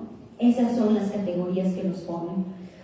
Cuando fueron justo las monjas de SIGMAC las que nos llevaron, nos hicieron un taller y nos compartían estos datos, yo decía, basta. En aquel momento yo era jefa de información de Zona Docs y dije, ni una nota más sin nosotras, ¿no? Ni una nota más sin nosotras. Y entonces desde allí comenzó un gran camino y una gran historia, creo yo, en el trabajo que hacemos en el medio. Entonces, quédense con esto, ¿no? Resulta complicado explicar la realidad del mundo si no contamos con la mitad de la población para hacerlo, o si solo estamos escuchando a una mitad, ¿no? A una parte de toda la población. Y bueno, también esto me encanta, ¿no? Nosotras en las otras o nosotres en les otres, ¿sí? Sí, bueno, el periodismo feminista lo que invita también es a reflexionar los lugares, nuestros lugares de enunciación, desde donde se ha posicionado históricamente el periodismo. ¿Qué es el periodismo, no? Todavía escucho yo hablar a algunas personas periodistas diciendo que damos voz a los sin voz. Nada más ajeno a la realidad. Las personas tienen voz y tal vez lo que hacemos nosotros, si hacemos un buen trabajo, nosotros, es poder transmitir estas voces, ser el eco de sus palabras, ¿no?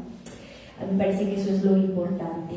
Y cuando hacemos esto, cuando reflexionamos nuestro lugar de enunciación desde el periodismo feminista, no lo hacemos desde una falsa neutralidad y una objetividad, donde compartimos todas las voces. Ni tampoco somos superheroínas que compartimos las voces de las personas que sufren tal o cual problema. No es así. Cuando hacemos, ¿no? Este periodismo feminista, o cuando aplicamos la perspectiva feminista al periodismo, dice Andrea Momoito, que es periodista freelance e integrante de Pícara Magazine. Si no conocen a Pícara Magazine, les invito a conocerle, hacen un trabajo increíble. Al final les dejé una bibliografía, se las puedo poner y pueden echarle un ojito. Ella lo que nos dice es que se basa sobre todo en contar por qué pasan las cosas que pasan, además de qué impactos generan. Es decir, no solo contamos estas historias de los problemas que le pasan a otras personas, ¿no? Ya lo decíamos, nosotras en las otras o nosotras en las otras. De alguna u otra forma también estamos atravesados por estas realidades, pero tenemos tenemos que abonar también a las explicaciones de estas problemáticas que les afectan, pero no como ajenos, no como extraños. Y con esto yo les pregunto, ¿cómo estamos siendo contadas hasta ahora? ¿Alguien podría compartirme? Me gustaría escucharles. ¿Cómo estamos siendo contadas hasta ahora? Contadas hasta ahora. ¿Hay alguien que se enuncie desde otra identidad, desde un pronombre neutral? ¿Ella? Que tenga que decir cómo es que estamos siendo contadas, cómo es que estamos siendo contadas. Es el apartado de quejas y sugerencias. ¿Cómo?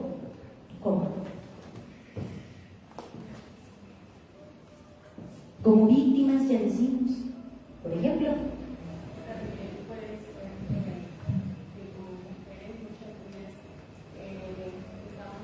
aunque ocupamos un puesto, ya sea en institución pública, muchas veces también se nos quita el famoso. Muchas veces no logramos tener los puestos que queremos, aunque en la actualidad se diga que muchas mujeres están ocupando estos puestos, pues no somos suficientes.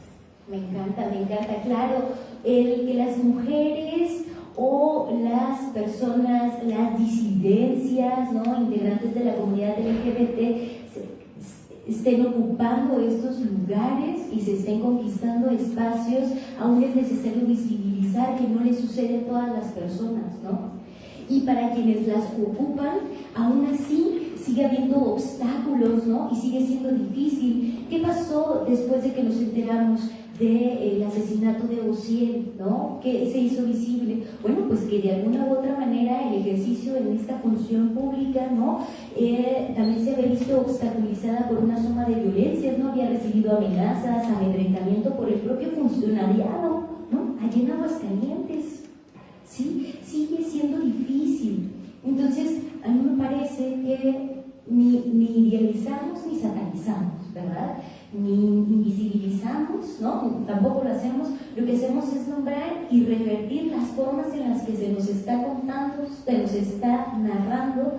Y bueno, lo que yo les decía es que es bien común que a las mujeres se nos nombre como víctimas en las notas, ¿no? Incluso que la persona periodista asuma que tal persona es víctima cuando esta quizá ya se nombra sobreviviente de alguna forma de violencia. Siempre es importante escucharnos.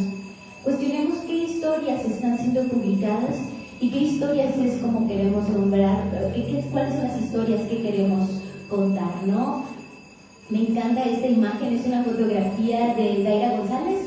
Nosotros en Zona 2 tenemos un proyecto que se llama Escuela de Periodismo de Zona 2, donde lo que intentamos hacer es capacitar a personas jóvenes periodistas con perspectiva de derechos humanos, ¿no?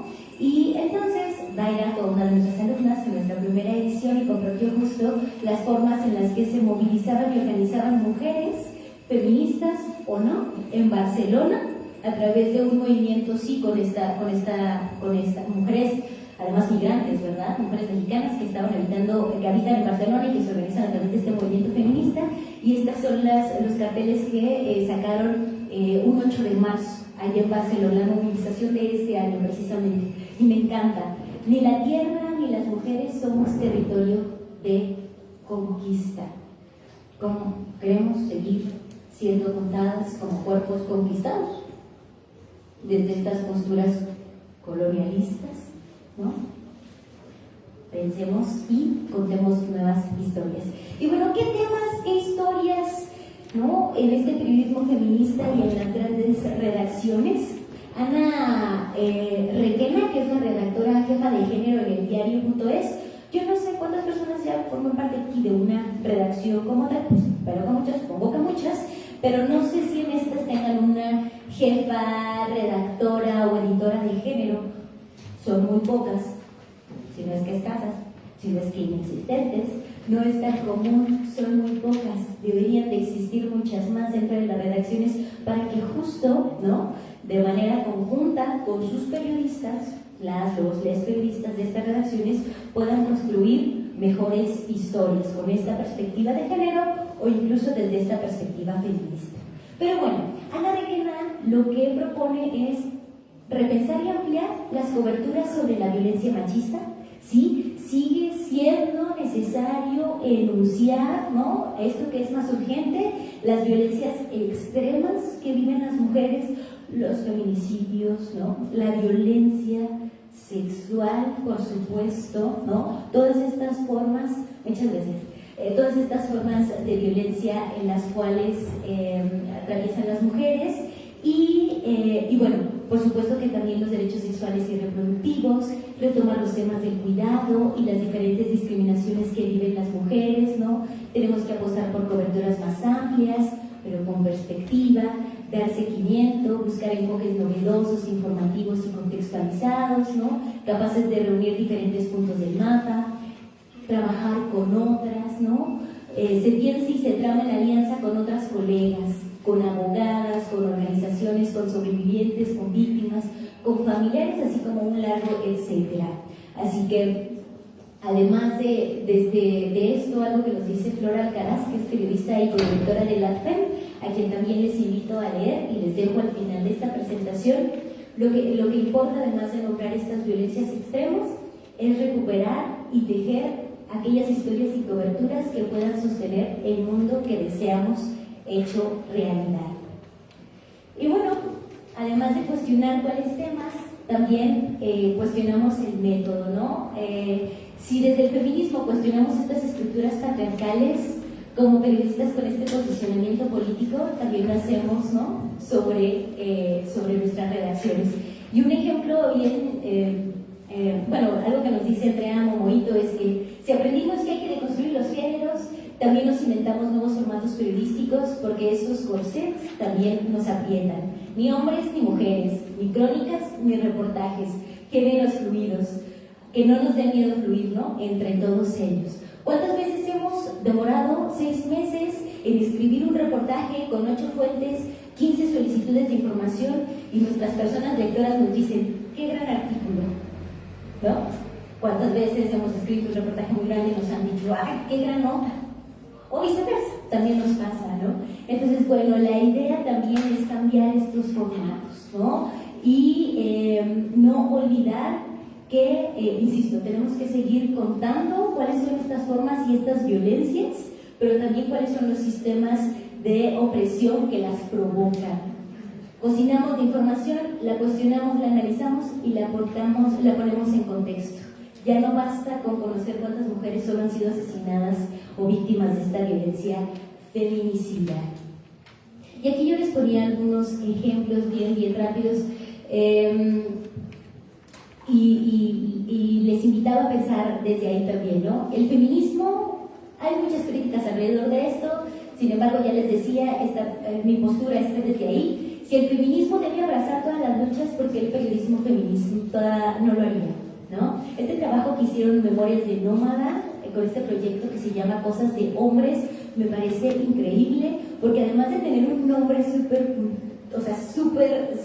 interesante para llegarle, ¿no? ¿Cuántas veces se ha dicho, no, es que la carpintería son cosas de hombres, ¿no? Sean mecánicos, es cosa de hombres.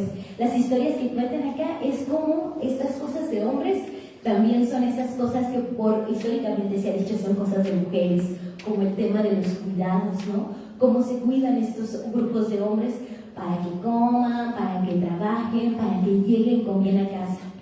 Este trabajo que se llama Madre, yo sí te creo, que lo hicimos en Suena Docs y junto con la Alianza de Medios de la Red de Periodistas de a pie, lo que invita es a pensar a las mujeres que han sido víctimas de violencias estructurales, ¿no?, por parte del Estado a través de su omisión, a pensarlas no como víctimas, sino como sobrevivientes.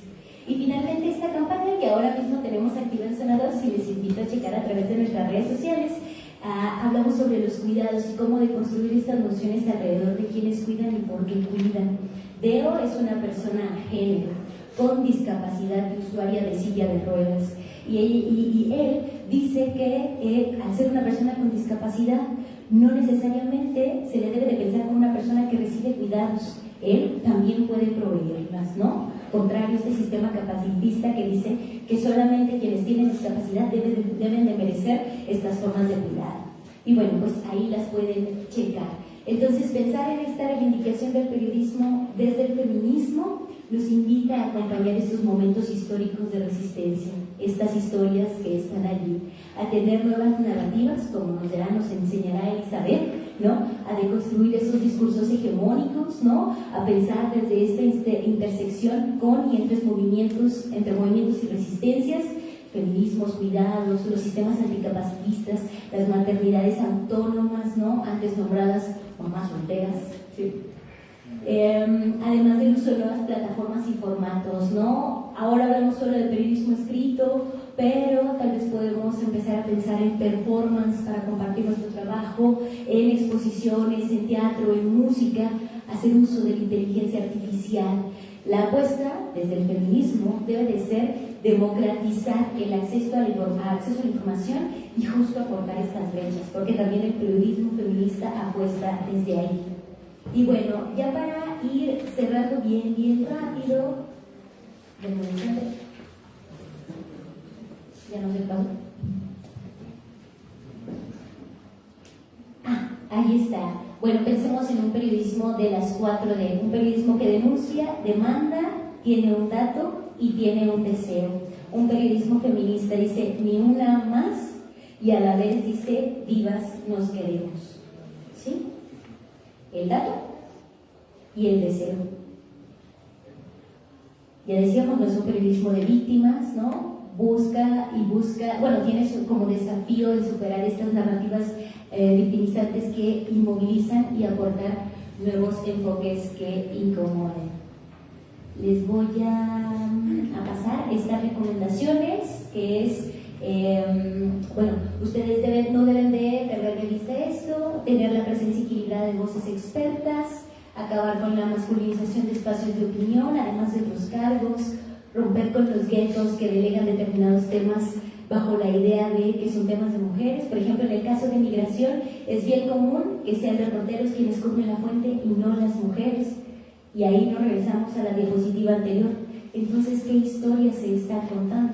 ¿Dónde están todas esas mujeres migrantes que vienen huyendo de Centroamérica, también víctimas de violencia de género? ¿Dónde están sus hijas, sus hijos, sus hijas? ¿No? Ahí está. Defender estas nuevas formas de jerarquizar la información que dé prioridad a los temas de enfoque, pensar en la forma en la que representamos a las mujeres y a los hombres. Por lo regular, las mujeres, cuando contamos en nuestras historias, siempre son las bonitas, las cálidas, ¿no? Hablamos de su apariencia, pero cuando hablamos de los hombres, nombramos su valentía, su fortaleza frente al riesgo, frente a cómo hicieron, etcétera. ¿Sí? Pensemos cómo estamos nombrándolas. Reflexionamos sobre el uso del lenguaje, claro que sí, aquí está el lenguaje incluyente, el lenguaje no sexista, el lenguaje pro persona, no son los migrantes, ¿no? Que es algo que nos enseñó mucho el movimiento de resistencia desde ahí, son las personas migrantes, es una postura de derechos humanos. Y bueno, dar herramientas, ¿no? Que puedan aplicar para que sus periodistas puedan aplicar esta perspectiva de género. 2 minutos, ¿sí? Gracias. Y estas son mis recomendaciones. Tengan una agenda feminista transversal en su redacción o una propia, no la suelten, ¿no? Tengan una agenda personal de mujeres y disidencias, expertas, equilibrada y plural. A ver, no les digo que saquen a los hombres, pero metan más mujeres, ¿sí? Y equipos plurales de trabajo. Quiero decirles bien felizmente que la redacción de Zona 2 en su mayoría está conformada por periodistas jóvenes. Las minorías somos las mujeres cis y los hombres cis. En su mayoría son personas no binarias e integrantes de la comunidad LGBT, y tenerlas es aprender todos los días, ¿no? Y tener una pluma desde su lugar es invaluable. Entonces, por favor, apuesten por eso. Y no me quiero ir sin enseñarles esto, ¿no? Apostar por el periodismo feminista, ya lo decía, no solo se trata de la forma, del fondo y del método, también del trabajo en las redacciones. Sí, apostar desde este lugar nos invita, que es Andrea Rubio, que ya es especialista en cuidados en este medio que se llama Pícara Magazine, nos invita a cambiar las rutinas de trabajo, los temas, las fuentes, las relaciones entre el equipo, los espacios físicos en las redacciones, pero también esos canales de Telegram, esos canales de WhatsApp, ¿no? Que están atravesados por estas lógicas, y nos invita a pensar en estas 5 W del cuidado periodístico, que Hay que hacer que la vida se contemple en el entorno del trabajo, ¿no? Vivimos, no solo trabajamos y somos productores y productoras de notas. ¿Quién, desde la primera hasta la última persona que trabaja en estas redacciones, cuando antes de que este periodismo, ¿no?, nos explote en la cara en forma de inviabilidad de nuestros proyectos periodísticos y también de nuestras vidas? ¿Por qué? Porque no tiene sentido hacer periodismo feminista que se sostenga sobre nuestras crisis de ansiedad, que a su vez también son crisis de precarización, ¿no? Porque hacer periodismo feminista es caro, pero se paga muy barato. ¿Sí? ¿Cómo? Aún nos falta construir eso, ojalá lo pensemos, nos vayamos con estas ideas. Y bueno, ¿para qué? Para no cansarnos antes de tiempo y hacer que este periodismo, bueno, se siga sosteniendo. Y bueno, esto es lo que yo les quería presentar. Nos asumimos desde un lugar, desde lo colectivo, cuando lo hacemos desde esta trinchera, hay horizontalidad de nuestra práctica y nuestro quehacer en comunidad. Ya no reporteamos, acompañamos, ¿no? Nosotras en las otras, nosotros en nosotros, ¿no? Concebimos nuevas formas de lograr. Yo les recomiendo el Manual de Comunicaciones Incluyentes del 2023 del Inspiratorio, es buenísimo, ¿no? Y también el Antimanual de la Lengua Española para un lenguaje no sexista del Centro de Género de la UNAM, es buenísimo, porque la invitación no solo es hablar desde esta forma neutral, ¿no? O utilizar X o arrobas, no, la invitación es a pensar que estamos tratando con la identidad de una persona y en función de respeto a sus derechos. Y entonces ahí hay muchas formas de hacerlo. Y bueno, sin prácticas extractivistas de la información. ¿Cuántas veces a las personas que estamos en la provincia, como nos nombran en los estados, llegan, ¿no?, esos periodistas de otros países o de la capital a pedir que les pasemos nuestras fuentes, nuestros datos, nuestras rutas, ¿no?, nuestras historias, aunque entendemos que no son nuestras historias, que las historias son de todas las personas, al igual que la información, pero cuántas veces se llega desde ahí, bajo prácticas extractivistas, ¿no?, de estas empresas. Entonces, repensemos. Y bueno, con esto termino. Soy periodista feminista, ¿sí? Esta postura no solo es una presentación, es identidad y es manifiesto. Muchas veces yo he dicho en espacios así o entre amigues, ¿no?, que esa discusión entre si soy periodista o activista solo la tuve conmigo y con nadie más, porque con nadie más la tenía que tener más que conmigo, ¿no? Y cuando asumimos que somos periodistas feministas, lo hacemos desde esta doble identidad, hacer periodismo y hacer activismo, ¿no? Porque esta noción de periodismo feminista, dice Flora Alcaraz, permite pensar el periodismo y el activismo juntos y de esta manera el carácter político de nuestra práctica. Así que, bueno, pues con esto yo concluyo. Les agradezco mucho. Quisiera escucharles si es que hay espacio, si no, voy a seguir aquí. Pero espero haber motivado en ustedes estos pensamientos, ¿no?, y estas ideas que, como les decía, ya sea que se utilice el género como una especie de gafas, una perspectiva de género que sean como gafas para interpretar esta realidad y contar nuevas historias, o hacerlo desde esta trinchera del periodismo feminista para entender este lugar político, ¿no?, de movilización y acción dentro también desde nuestro trabajo. Entonces, bueno, con eso yo termino y por ahí hay una pregunta.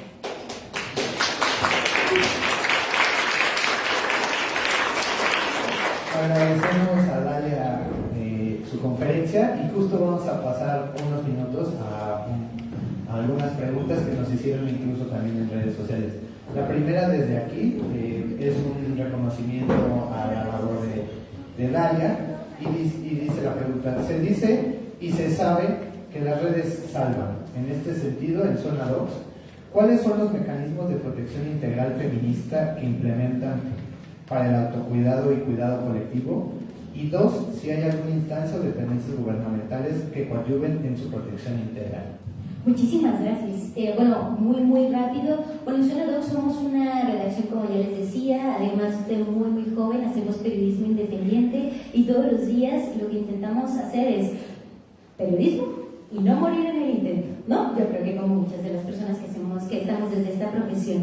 Y ha sido complejo, por supuesto, involucrar dentro de nuestras lógicas de trabajo estos mecanismos de autocuidado, de cuidado, además hacia, como ya les decía, somos una redacción diversa en el sentido de nuestra diversidad y las identidades que nos atraviesan, pero también somos neurodiversos.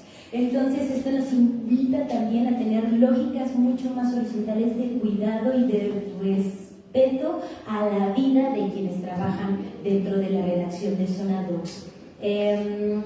Creo que la respuesta a esa pregunta es que antes del trabajo periodístico contemplamos la vida de las personas que forman parte de nuestra redacción, ¿no? Y como lo escuchaba hace poco, hablábamos sobre violencia y la cobertura de la violencia, porque también en Zona Doc cubrimos, pues, nuestro principal tema son y problemáticas son las víctimas de violencia y desaparición, ¿no? Y la lucha que realizan sus familiares. Entonces sabemos que ninguna nota vale la pena nuestra vida, ¿no? En ese sentido, al menos. De la misma forma, cuando hacemos intentamos transversalizar estas lógicas de cuidado, bueno, anteponemos la vida de las personas antes que estas lógicas de trabajo tan depredadoras, ¿no? Del periodismo de antaño, donde tendríamos que estar 24/7, porque incluso ahora a mí me sorprende mucho cómo es que las propuestas de trabajo que tienen medios nacionales e internacionales vienen con un asterisco hasta abajo de debes de estar disponible 24/7, ¿no? 24/7. Y así es como te emplean y así es como asumes tu puesto de trabajo. Entonces, anteponemos eso. Nuestros protocolos, bueno, pues no son distintos a los de una redacción tradicional, en el sentido, bueno, tal vez sí, porque, bueno, ya decía, anteponemos la vida de las personas antes. Y lo hacemos desde el acompañamiento, lo hacemos sí desde la sororidad, desde la comprensión de la pluralidad de esta redacción, les digo, tan diversa que tenemos, y desde esta lógica de entender que la vida se antepone antes que cualquier historia que podamos cubrir. Además de, bajo esta idea de las historias que contamos, bueno, también está ahí las vidas de las personas que nos confían sus historias, ¿no? Esas también están puestas sobre la mesa cuando construimos nuestro trabajo periodístico. Muchísimas gracias, Dalia. Tenemos una pregunta de las redes sociales de Mónica Rafael y dice: ¿cuáles son algunos ejemplos concretos de cómo la perspectiva de género puede influir en la manera en que se informa sobre ciertos temas en los medios de comunicación? Y hace otra: ¿qué papel juegan los medios de comunicación en la promoción de los derechos humanos, especialmente en lo que respecta a cuestiones de género? Uy, sí, totalmente. Bueno, creo que lo hablamos a lo largo de la presentación. Es indispensable que exista esta perspectiva de género como una postura de derechos humanos dentro de las redacciones, por lo que les decía, cómo es que históricamente hemos sido contadas, hemos sido narradas, y cómo esto a su vez se ha traducido en las vulnerabilidades que enfrentamos, e incluso de nuestro despojo de derechos, ¿no? A través del tiempo se nos ha pensado como sujetas sin derechos, ¿sí? ¿Saben lo difícil que es esto? Decir que no somos sujetas de derechos nos condiciona a un lugar por debajo de la media, ¿no? De la misma forma que si no nombramos desde ahí a las mujeres, a las disidencias, a estos grupos que históricamente han sido vulnerados y que nombramos aquí, me parece que lo que estaríamos haciendo sería contribuir a la disminución de esos derechos, ¿no? A la vulneración de la vida, al ejercicio de las múltiples violencias en su contra. Y bueno, pues nada, es indispensable y es prioritario que lo tengamos en cuenta. No solo desde las mujeres, yo pienso que cuando hacemos periodismo con perspectiva de derechos humanos centrada en las personas, además de regirnos por esta Declaración Universal de los Derechos y perseguir estas historias, también nos invita a pensar en aquellos temas donde parecería que no estamos allí, pero que también nos afectan. Esta presentación todavía tiene unas 10 diapositivas más. Y hay mi colega Mariana Mora, que es periodista por ahí en Jalisco, ella se nombra periodista antipatriarcal y ella hace una invitación a cubrir justo aquellos temas donde aparentemente no estamos las mujeres, ¿no? O donde el tema de género no estaría tan claro, como por ejemplo las políticas antidrogas o prohibicionistas, ¿no? ¿De qué forma afectan a las mujeres que están desde allí? Y podríamos contar muchas otras más donde evidentemente no están. O también aquellas historias de personas que también pueden ser mujeres que están resistiendo estas lógicas capitalistas y patriarcales sin necesariamente nombrarse feministas, pero que están haciendo trabajo comunitario, un trabajo de base que también genera esperanza frente a estos entornos tan violentos. Entonces, sí o sí es indispensable que esté dentro de nuestro trabajo. Bueno, muchas gracias. La siguiente pregunta es, ¿cuál es el reto más complejo al que se enfrenta el periodismo feminista? Y sobre este mismo tema, ¿cómo se está confrontando dicho obstáculo? Sí, creo que la respuesta a eso tiene que ser, pues, cuando te nombras periodista feminista, lo primero que suele suceder es que existe como que no hay legitimidad, justo por esto último que estaba acá, ¿no? Es decir, periodista, activista, feminista, seguramente eso que me están dando no necesariamente es periodismo objetivo. Entonces creo que ese es el principal reto, no tener aparentemente hacia algunas personas lectoras, usuarias, etcétera, tener esa legitimidad para ser periodistas y hacer periodismo. Y la forma en la que lo estamos contrastando, y que es algo que les mencionaba, es hacer cada vez más periodismo de calidad. Hacemos periodismo feminista, es decir, con esta perspectiva, pero hacemos periodismo contrastado, contextualizado, con todas las voces presentes, con la información necesaria, periodismo de investigación y además con esta apuesta de transformación. Creo que esa es la forma en la que lo combatemos y ese es como les invito. Hacer periodismo feminista no implica no hacer periodismo o poner lo que pensamos dentro de nuestras notas. Pongamos lo que pensamos, lo que creemos, ¿no? Nuestras resistencias y convicciones allí, pero sigamos haciendo periodismo.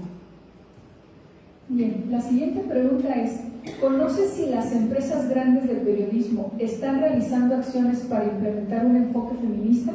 Pues creo que esto está mucho más presente dentro de las redacciones de los medios independientes, ¿no? Ya les decía, hacer periodismo feminista es caro, no necesariamente muy bien remunerado. Se está haciendo más desde el periodismo independiente, desde los medios independientes, que desde las empresas que siguen creyendo que esto es prescindible, ¿no? Que es un tema que prescindir de mucho más dentro de lógicas de trabajo que ya los conocemos, donde lo que importa es tener 9, 10, 11, 15 notas al día y donde a veces tampoco da tiempo para poder trabajar estas posturas de manera transversal. Y a los empresarios de los medios pues les sigue interesando solo vender notas y no necesariamente construir comunidad como lo hace la perspectiva feminista o construir esperanza a través de estas historias por respetar los derechos humanos de las personas. Es lo que yo pido. Bueno, no sé si haya alguna otra pregunta por ahí que quisieran hacer directamente al micrófono y con eso vamos a cerrar. Gracias.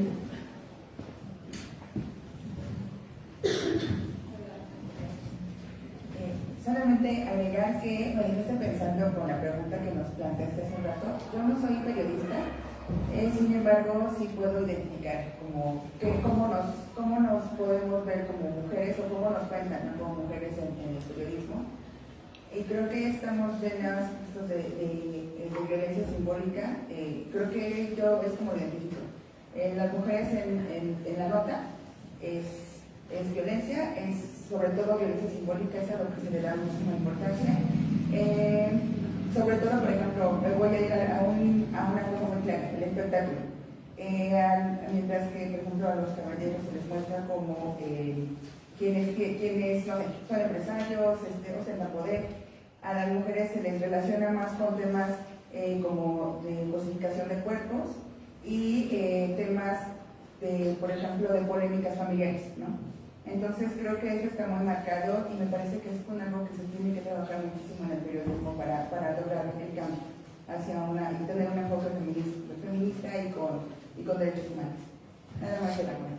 Ay, no, qué chido, claro. Bueno, para quienes no son periodistas, no son personas comunicadoras por acá, también la invitación es a que sepan qué periodismo quieren y cuál es el que le van a exigir a su periodista de confianza, ¿no? A su medio de comunicación, cuál es ese estándar máximo, ¿no? Al que debemos de aspirar como personas lectoras, como personas usuarias de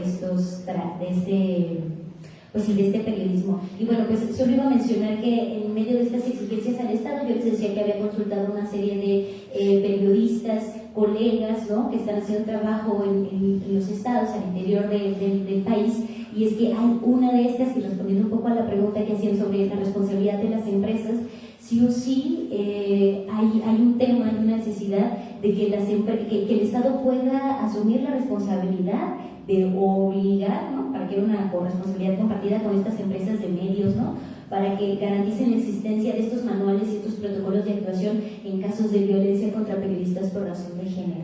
Y bueno, pues acá también pues no dejo de nombrar esto, ¿no?, para cerrar, sí o sí, y por eso, bueno, se agradecen estos espacios, y ya lo decía por acá Don Joaquín, ¿no?, decían como también se como un listado de peticiones y urgencias.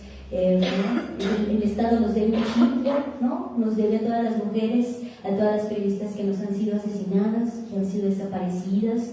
Nos deben también estas empresas y el propio Estado, pensando en las obligaciones de regulación, ¿no?, espacios de trabajo libres de violencia y acoso y hostigamiento durante el ejercicio de nuestra labor, ¿no? Nos deben estos mecanismos específicos de denuncia e investigación en casos de violencia por razón de género, por estas dos vulnerabilidades de las cuales hablamos al inicio, ¿no? El derecho a ejercer nuestra labor de forma segura y digna, empezando por nuestro derecho a la vida, ¿sí?, que no se nos asesine, justicia y reparación para las víctimas de la desprotección estatal, de la violencia social, ¿no?, y para las familias, ¿no? Y bueno, pues claro, apenas el año pasado sufrimos el asesinato de colegas, mujeres, periodistas en este país con mayor recurrencia, y entonces para todas ellas la justicia frente a sus asesinatos o las agresiones que también sufrieron y por su labor y su condición de género, ¿no?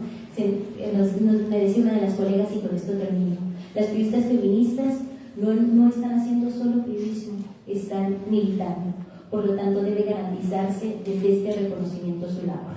Entonces, pues ahora sí, con esto termino. Muchas gracias. Muchas gracias, Natalia Sosa. Y le pedimos al maestro Aarón Garduño, titular de la INESIP, pueda hacer la entrega de su reconocimiento por su participación.